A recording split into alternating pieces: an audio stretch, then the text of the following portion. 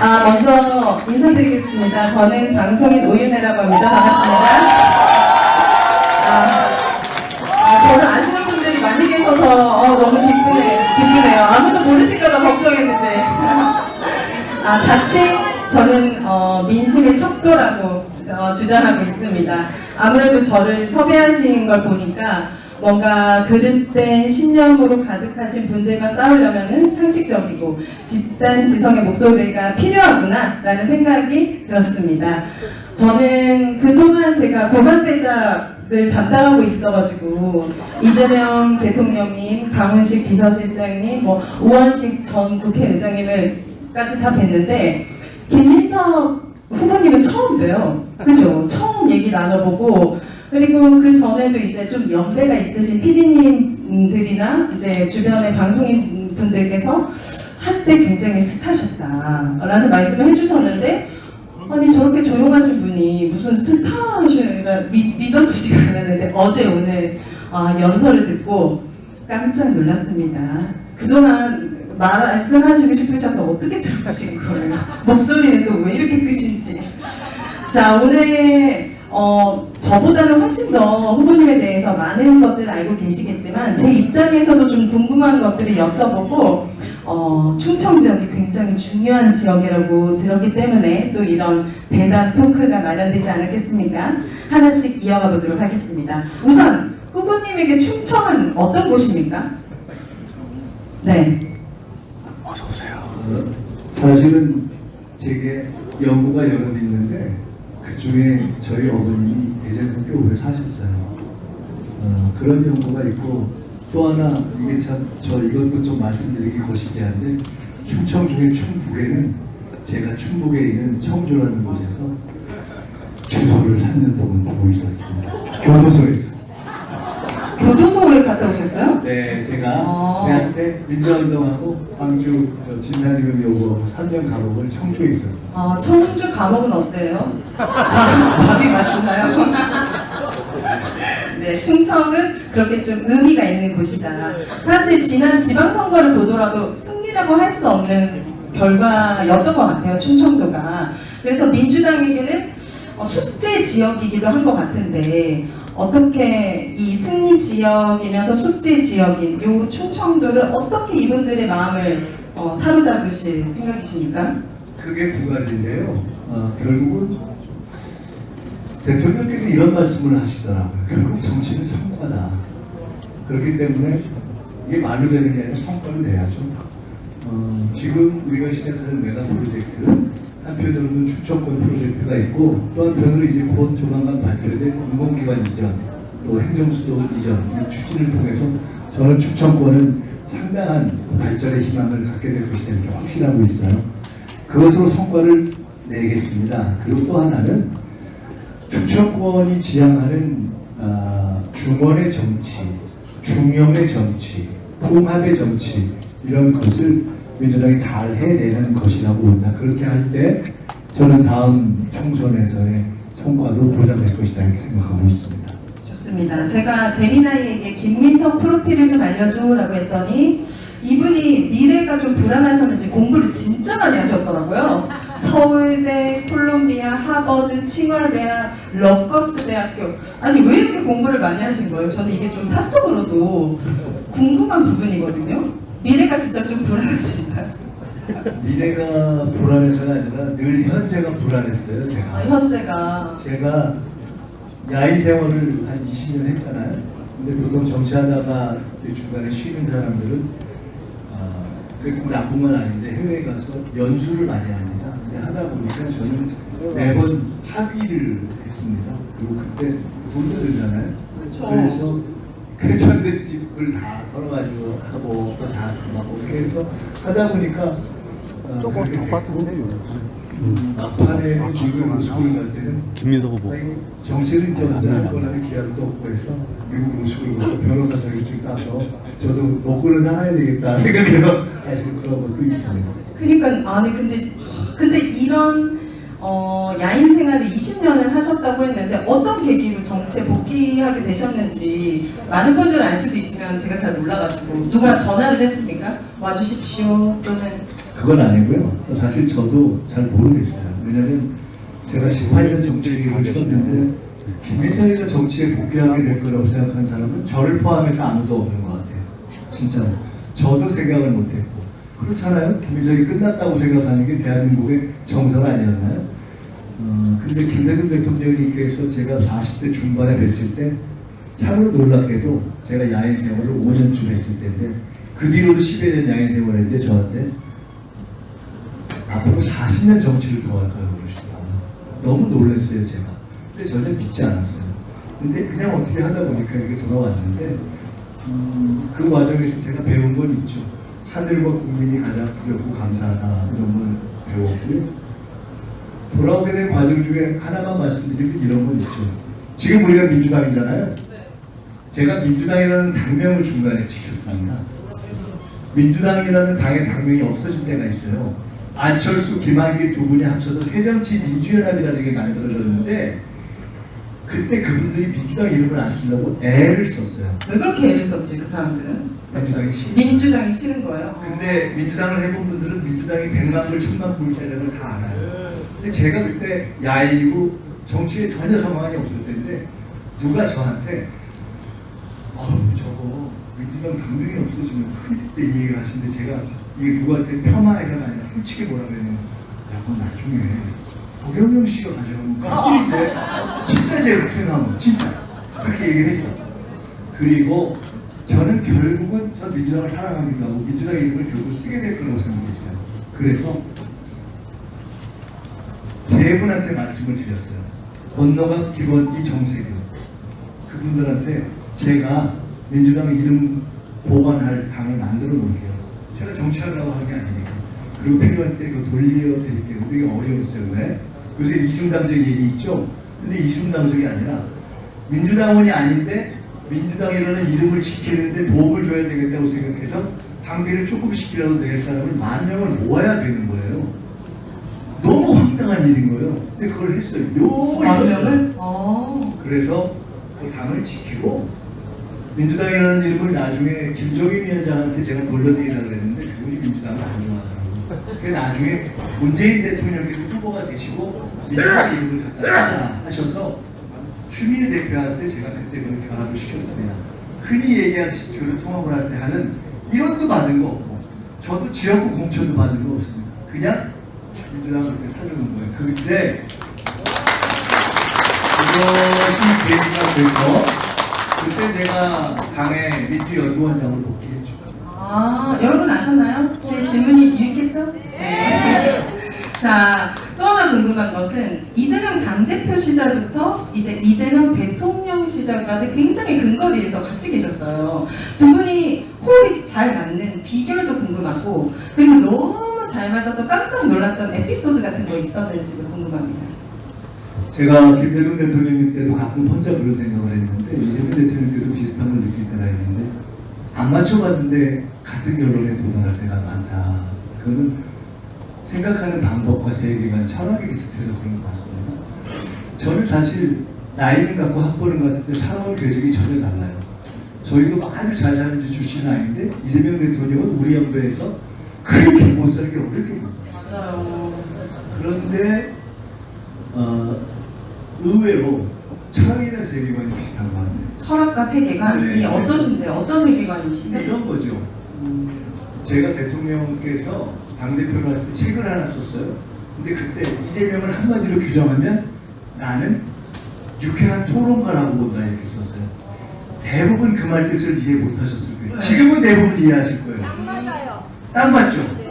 국무회의를 하는 이재명 대통령을 보면 제가 고상하게 써서 유쾌한 토론가라고 했지 전형적인 개구쟁이 스타일이 토론가예요. 맞아요. 그 터져나오는 익살과 사실은 어렵게 살면 갖기 어려운 선량함이 있어요. 근데 제가 당대표 때 보니까 그렇더라고. 이 사람이 굉장히 선량한 토론가구나 이렇게 생각을 했는데 그러면서 이렇게 본 게 있죠. 또 이런 게 있어요. 제가 저도 정치 야인을 하면서 이 저희 국민주권, 당원주권에 대한 확신을 갖게 됐는데, 제가 우리나라에서 지금까지 이 집단지성이라는 것에 대한 비유 중에 대통령처럼 잘한 비유를 본 적이 없어요. 그게 뭔지 아세요? 뭐요? 아바타라는 영화 있죠? 네. 한 11년 됐잖아요. 거기 보면 생명의 나무라는 게 있어요. 그게 나무 전체가 생명인데 다 가지가지가 다 살아있는 생명이에요. 근데 10몇 년 전에 대통령께서 그냥 성남시장 시절인가? 집단지성을 얘기하면서 그 생명의 나무에 비유한 걸 제가 봤어요. 제가 무릎을 쳤어요. 끝내준다. 근데 제가 2, 3년 전에 대통령님하고 얘기를 하다 그 얘기를 했어요. 아니 나 진짜 집단지성에 대한 비유를 한 중에 그것처럼 잘한 비유를 본 적이 없다 그랬는데 뭐라 그러는지 아세요? 본인이 잊어버리셨어요. 그래서 제가 그걸 저하고 어떻게 기억하냐는 거예요. 아니 그걸 비유한 그때 대표님도 대단하지만 그걸 알아본 저도 어지간히 괜찮죠? 내가 이랬어요. 근데 그러고 나니까 그걸 기억이 나셔서 그 다음에는 다시 그 생명의 나무의 아바타를 그거를 집단지성에 비유하시는 걸 봤어요.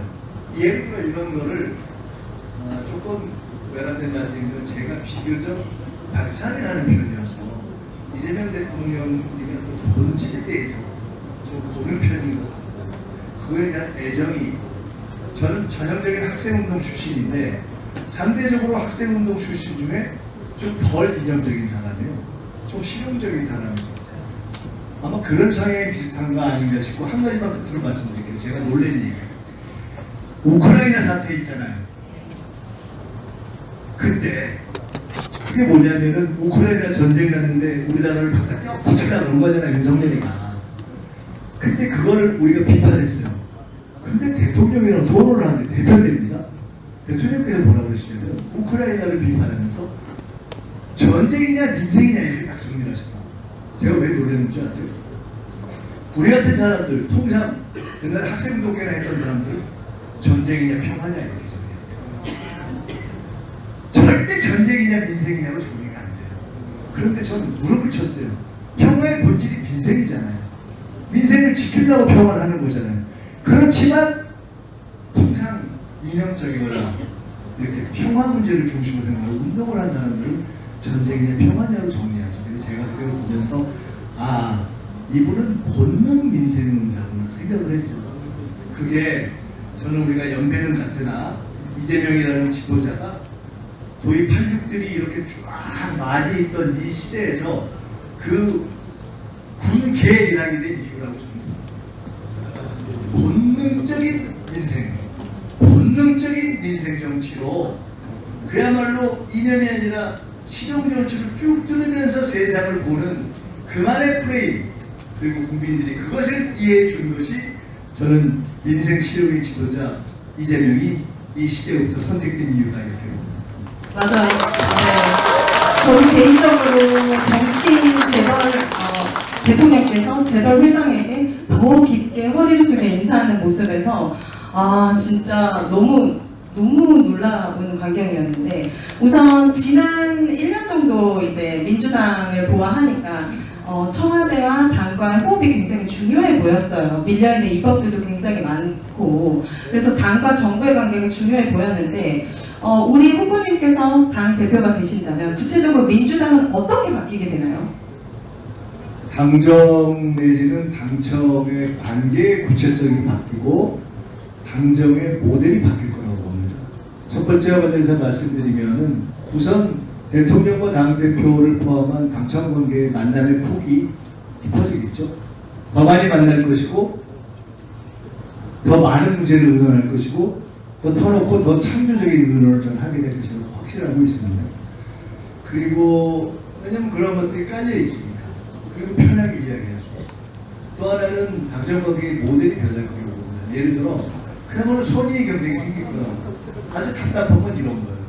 공모회가 끝나면 정부가 막 달려가는데 당도 사실 같이 달려야 되잖아요. 그렇죠. 근데 당은 참 딴 것만 하고 있는 거예요. 속상한 거예요. 저는 이렇게 하고 싶어요. 당이 그것만 하는 것은 아니지만 당은 또 당이 해야 될 몫이 있지만 예를 들어 공모회가 끝나면 정부는 정책, 법안, 메시지 이런 걸 정리해서 달리기 시작합니다. 저는 공모회는 생중계하니까 아무나 볼 수 있잖아요. 질문이 없잖아요. 그럼 당에 적어도 정부의 공무원에 대한 점검 TFR이 있어야죠. 그걸 만들어. 그렇다면 이런 거 바꾸니까 그것만 볼 수는 없잖아요. 근데 그러면 국무회의생 중에 딱 해서 어렵지도 않아요.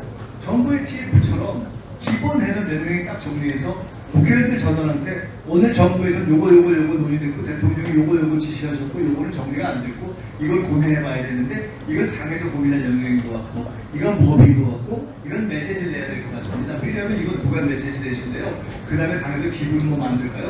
딱 정리. 그 다음날 발표로 이렇게 착착착착 가는 맛이 있어야 되잖아요. 이게 여당 아니에요? 저는 그런 걸 잘할 자신 있거든요. 그런 건 여당이죠. 이런 등등이 저는 여당의 모습이라고 봅니다. 너무나도 어떻게 보면 당연한 말씀이신데 사실 제 주변에 해외 친척이나 친구분들이 이제 많이 살고 있어서 윤석열 정부 때 대한민국과 지금 이재명 정부 이제 500회 정도 된 대한민국의 위상이 천지개벽이라는 거예요. 맞아요. 그렇게 이렇게나 국가의 위상을 높여놓고 이재명 정부가 잘하고 열심히 또 하고 있음에도 불구하고 지금 민주당이라고 하는 여당이 이렇게까지 발목을 잡는 근본적인 이유가 뭘까요? 전 진짜 궁금해요. 여당인데. 제가 그 얘기를 하면 좀 거시기 하고 이렇게 말씀드려볼게요. 짧게. 제가 당대표 후보 나왔잖아요. 출마 선언 또는 뭐 발표, 정책 발표를 할 기회가 많아요. 날짜를 잡고 시간을 잡습니다. 하기 직전에 보니까 청와대에서 무슨 회의가 있고 대통령이 모두 말씀을 시작하시네. 그러면 그 시간에 맞추면 좀 이상하죠? 그럼 제가 30분 늦춰버려요. 이게 별게 아니잖아요. 당연한 배려죠. 그리고 당연한 서로의 에티켓이죠. 이런 것들이 좀 더 충만했다면 그게 뭐 거창한 건 아니잖아요. 저는 이런 것부터 시작하는 것이다. 이런 안 해야 될 것을 안 하고 해야 될 것을 적극적으로 하면 저는 당청관계는 당연히 좋아진다 이렇게 확신합니다. 네. 자, 여기는 이제 충청도에 왔기 때문에 충청도에 392조 원 규모의 첨단 산업 투자가 발표됐어요. 사실 이게 너무 큰 돈이라 와닿지도 않는데 쉽게 이게 얼마나 큰 3대 메가 프로젝트인지 설명을 해주신다면요. 이번에 이 3대 메가 프로젝트 삼성하고 SK 발표한 것의 최대의 문제점은 뭔지 아십니까? 10조가 껌처럼 보이는 거예요. 아니 그러니까 무슨 우리가 현대차에 무슨 프로젝트 하면 10조인데 어마어마한 거거든요. 사실 1년 동안 다 하지도 못해요. 근데 이거 막 100, 200개 아니면 이거 껌처럼 보이네. 그런데 중요한 것은 뭐냐? 이거 시작입니다. 1차분이에요. 2차, 3차가 더 있습니다. 호남뿐이 아니라 충청뿐 아니라 영남뿐 아니라 전국으로 갈 것이고 1차가 아니라 2차, 3차가 더 갈 것이고 반도체 또는 뭐 AI 이렇게 다 나뉘어져 있는데 각각 한 군데서 그것만 하는 것이 아니라 적절하게 저는 융합되어 갈 것이다 이렇게 봅니다. 그리고 어떻게 그것을 실현해 갈 것이냐? 바로 큰 그림을 그린 정부와 함께 세부적인 그림을 은은해 나갈 당이 하는 겁니다. 당이 그와 함께 여러분과 함께 충청과 함께 세부적인 그림을 그리고 조율해서 더 완성도를 높여가겠습니다. 좋습니다. 이 부분은 굉장히 좀 진지하게 가로치고 대본에 써 있습니다. 이중당적에 관련된 문제입니다. 저는 사실 이중당적이 불법인가? 이게 문제인가? 이게 뭐지? 자체를 몰랐는데 제가 국민의힘 당원이면서 민주당 당원이면 불법인 걸 얘기하시는 거죠? 이런 거죠. 예. 우리 사실 동네 가면은 천안에 저 앞에 슈퍼 사장님한테 가면 옆집에서 와가지고 아이폰에 나 우리 국민의힘 입당원서 좀 써줘 그러면 맨날 오는데 어떻게 안 써줘요? 있잖아요. 근데 또 그 다음날 민주당에서 써달라 그러네? 이것도 안 써주기가 좀 그렇잖아요. 꼭 다 맞다는 게 아니라 그럴 경우가 있지요. 우리 살다 보면. 그리고 그런 경우가 꽤 있을 수도 있어요. 그걸 복잡하게 얘기하면 이중당적이고 쉽게 얘기하면 여기저기 써줬다 이거예요. 그런데 원래는 꼭 맞는 건 아니죠. 우리가 이런 거를 아무렇지도 않게 생각하죠. 그런데 이게 그냥 그저 그런 것일 뿐이면 정치에 영향이 없고 그냥 입당해서 써줄 뿐이면 아무 의미가 없으나 다음과 같은 경우에 문제가 되죠. 내가 민주당인데 조국혁신당 만드는데 너무 짜네. 좀 도와줘야지 당원들이. 하다 보니까 난 역적도 좋아해서 이렇게 됐어. 꽤 했는데 그것까지도 괜찮은데 아 이번에 중요한 걸 결정을 한다네. 조국 혁신당하고 민주당하고 통합할 거냐 마냐 결정하는데 이거는 냉정하게 따지면 민주당 사랑하는 사람, 조국 혁신당 좋아하는 사람, 사랑하는 사람이 각각 이번에 결혼할까요? 아니면 그냥 좋게만 지낼까요? 결정하는 거잖아요. 근데 내가 여기 가서도 찍고 저기 가서도 찍고 이건 엄격하게 얘기하면 민주주의는 아니잖아요. 정리해야죠. 아주 악의적이고 나쁜 것은 아니지만 정리해야 되잖아요. 그런 의미에서 저는 민주주의의 정상화 차원에서 하나하나 이런 관행들이 정상화되는 게 좋다고 봅니다. 그리고 그렇게 하는 어떤 선의의 틈을 타고 잘못된 악들도 들어올 수 있거든요.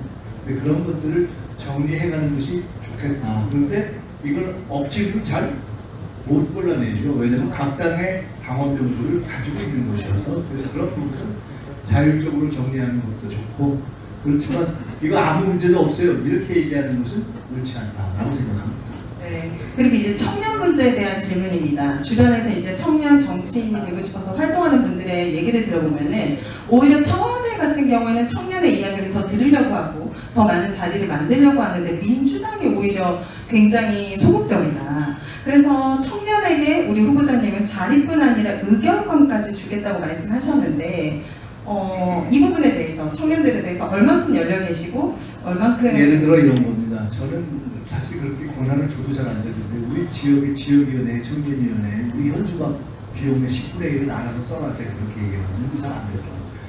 어디에 무슨 문구를 어디다 거는지 결정하세요. 그런데 그것도 잘 안 돼요. 나는 이런 식의 의견권과 집회권을 주는 게 좋다고 봅니다. 또 하나는 대화를 해야 돼요. 사실 당들이 해야 되는데 이번에 선관위 사태 나고 제가 총리로서 만나봤거든요. 처음에 저는 쫄리더라고요. 대화가 될지. 근데 해보니까 되더라고요. 맞아요. 너무 고맙더라고요. 그래서 제가 선관위 끝나고 나면은 옛날에는 학생운동이 정치운동이었잖아요.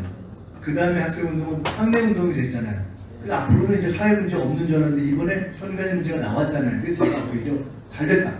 이번 기회에 학내 문제와 사회 문제를 같이 결합하는 그런 대화를 시작하면 좋겠다.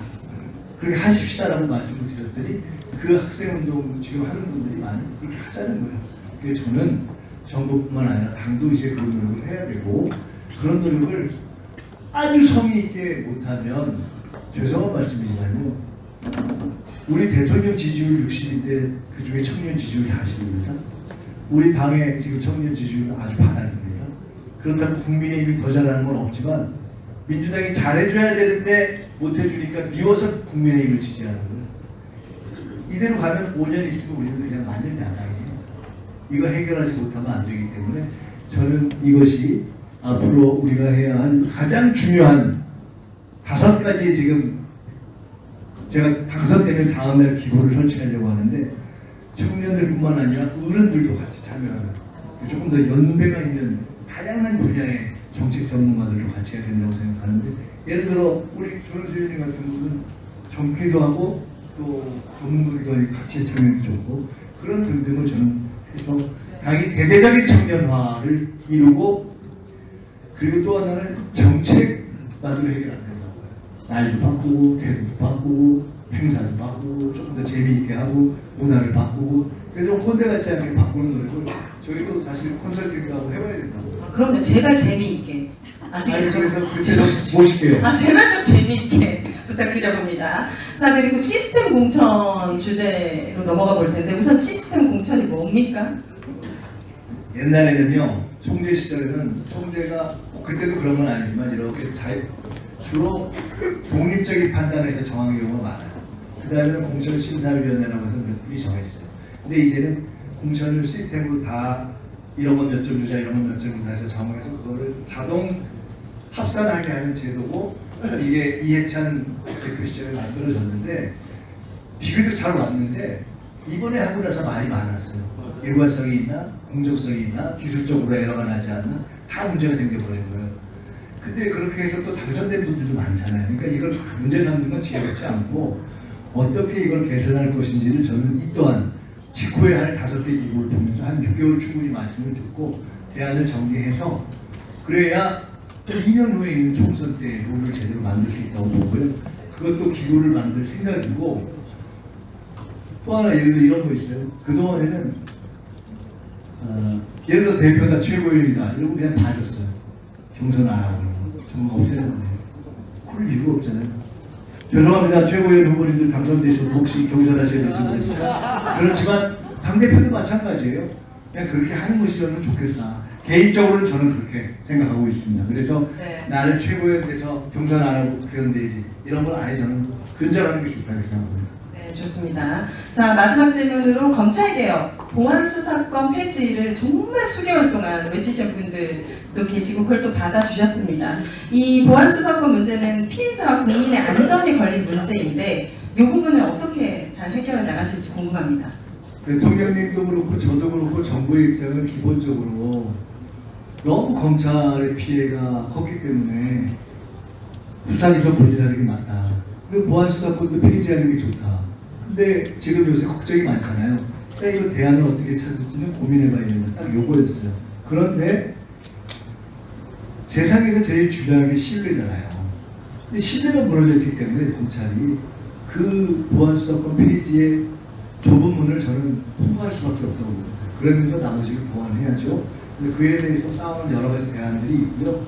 정부에도 그런 것이 있고 대안이 있습니다. 제가 사실 몇 번 말씀드렸지만 원래 이거 갖고 논쟁을 너무 정치적으로 할 일이 아니어서 5월 전에 끝내자고 당에 여러 번 얘기했어요.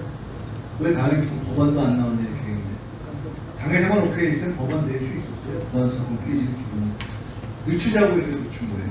그래서 이 부분에 대해서는 당의 입장을 정했기 때문에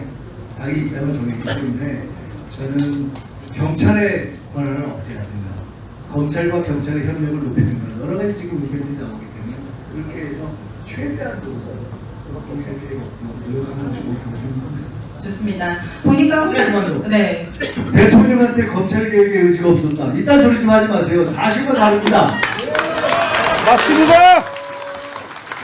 네, 후보님은 정말 준비가 아주 오래전부터 또 많은 공부와 경험을 통해서 이미 되신 것 같은데 중요한 건 저는 이 권리 당원분들의 투표율인 것 같아요. 이번에 예비 경선 때도 37% 정도 생각보다 저는 낮게 나왔다고 생각하거든요.